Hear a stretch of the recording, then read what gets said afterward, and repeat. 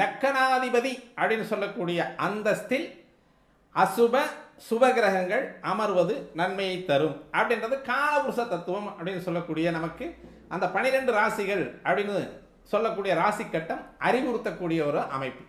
அப்போ சார் இந்த கேந்திரம் அப்படின்னு சொல்லக்கூடிய முதல் கேந்திரமாக வரக்கூடிய கேந்திரத்தில் சுப கிரகங்கள் அமரலாமா அசுப கிரகங்கள் அமரலாமா அப்படின்றத நான் ஏற்கனவே சொல்லிட்டேன் ஆரம்பத்திலேயே 2 போர்ட்ஃபோலியோ எடுக்குது. இந்த லக்கணம் அப்படின்றது திரிகோணத்துக்கும் லக்கணம் முதல் பாவகமாக வருது, கேந்திரத்திற்கும் லக்கணம் முதல் பாவமாக வர்றதுனால லக்கணத்தில் கலந்த அதாவது சுப அசுப கிரகங்கள் கலந்த கலவை அமைவது அப்படின்றது அந்த லக்கணாதிபதியை பொறுத்து, லக்கணாதிபதி நிற்கக்கூடிய இடத்தை பொறுத்து, லக்கணாதிபதியின் சிறப்பை பொறுத்து அந்த லக்கணத்தை சுப அசுப கிரகங்கள் உட்கார்றது பெருசாக ஒரு தப்பாக எடுத்துக்க வேண்டிய அவசியம் இல்லை. பொதுவாக லக்கணத்தில் 2 கிரகங்கள் உட்கார்ந்த ஸ்தான பலம் அப்படின்னு சொல்லுவோம் இல்லையா, குருவும் புதனும்.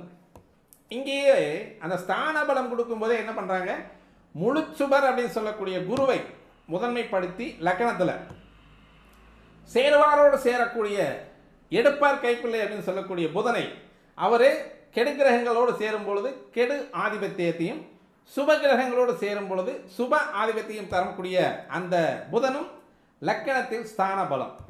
அப்போ லக்கணம் அப்படின்னு சொல்லக்கூடிய கிழக்கில் அவங்க தான் நல்ல ஒரு ஸ்ட்ராங்காக உட்காரக்கூடிய ஒரு அமைப்பு. பொதுவாக லக்கணத்தில் இந்த கிரகங்கள் உட்கார்ந்தா நன்மையை தரும் அப்படின்னு சொல்லுவாங்க.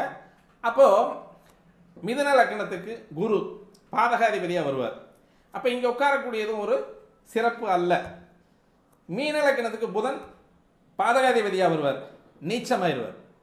அப்போ நீச்சமாக கூடிய புதன் ஸ்தான பலத்தில் அமைந்த பொழுதும் லக்கணாதிபதியாக இருக்கும்பொழுது ஸ்தான பலம் அடையக்கூடிய அமைப்பு அப்படின்றது ஆதிபத்திய தோஷம் அப்படின்னு சொல்லக்கூடிய கேந்திராதிபத்திய தோஷத்தை இந்த 4 மூலைகளில் இருக்கக்கூடிய உபயராசிதாரர்கள் அப்படின்னு சொல்லக்கூடியங்க தத்தம் ராசிகளுக்குள் மாறி உட்காரும் பொழுது ஒரு குரு மீன ராசியிலிருந்து மிதன லக்கணத்துக்கோ அதாவது மிதன ராசிக்கோ அல்லது புதன் மிதன ராசியிலிருந்து தனுசு லக்கணத்துக்கோ மாறி உட்கார்றாரு, இதுவும் ஒரு ஆதிபத்திய தோஷத்தை அழிக்கக்கூடிய கிரக அமைப்பாகவே இருக்கும்.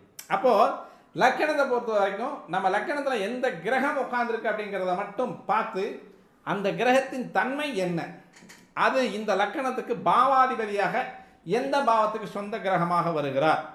பொதுவாக இப்போ ஒரு கும்பராசி கும்ப லக்னம், மகர ராசி மகர லக்னம் சனிக்கு உறவு உள்ள கிரகம் மகர லக்னத்திற்கு சுக்கிரன் 5-10 குடையவராக உட்காரும் பொழுது யோக அமைப்பை தரக்கூடிய ஒரு கிரகமாக இருக்கும். இதுவே